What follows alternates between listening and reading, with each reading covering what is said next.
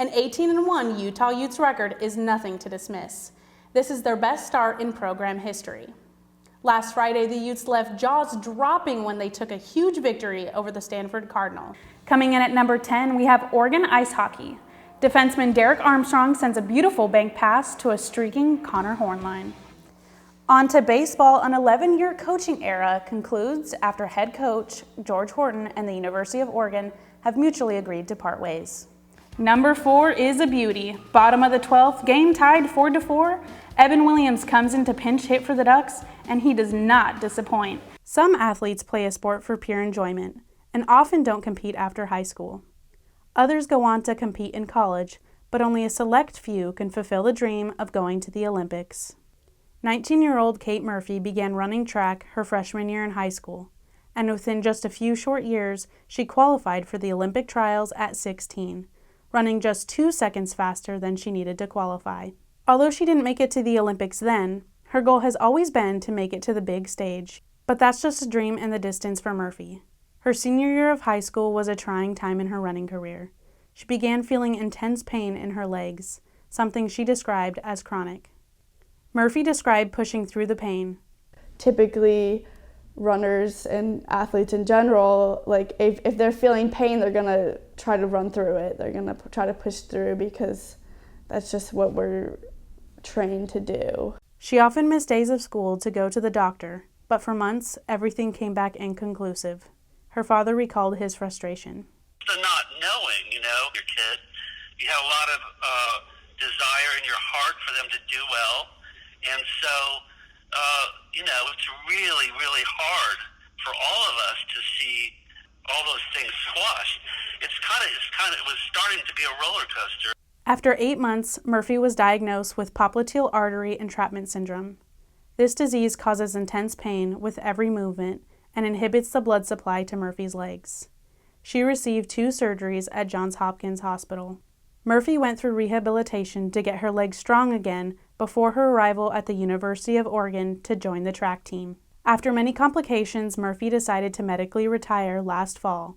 Although she isn't running for Tracktown USA, she still wanted to be a part of the team as the equipment manager.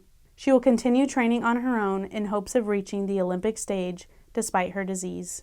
I think setbacks are a necessary component to gaining maturity and also just getting success in the future, because it's just how you are going to respond to that adversity is going to make you better. With Duck TV Sports, I'm Ruby Quintero.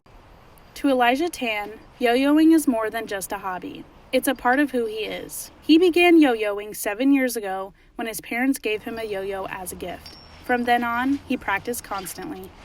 Usually whenever I can, walking to and from class, when I'm waiting in line. Usually if there's nothing in my hands and I'm standing, I'm probably yo-yoing. Tan often carries a professional-style yo-yo in hand. He says there are many different types of yo-yos for speed, ability, and specific tricks.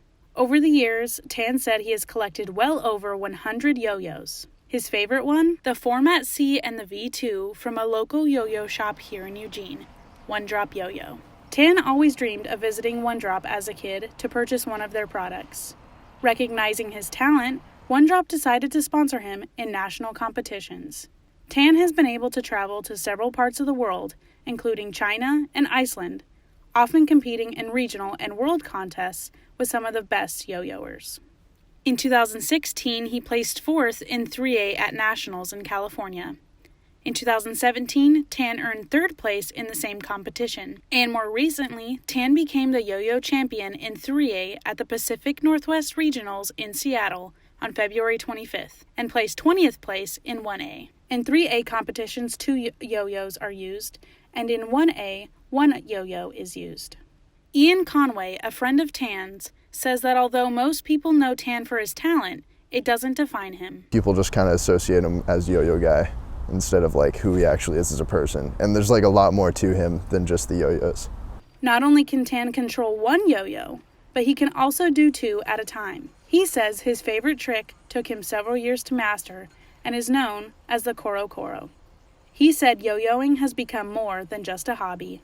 It's not just something I do anymore, but it's an art and just the way that I can manipulate it. It feels more of an extension of myself than something that's separate from me. Tan says he'll continue to learn and create new tricks to practice for future competitions. For Oregon News, I'm Ruby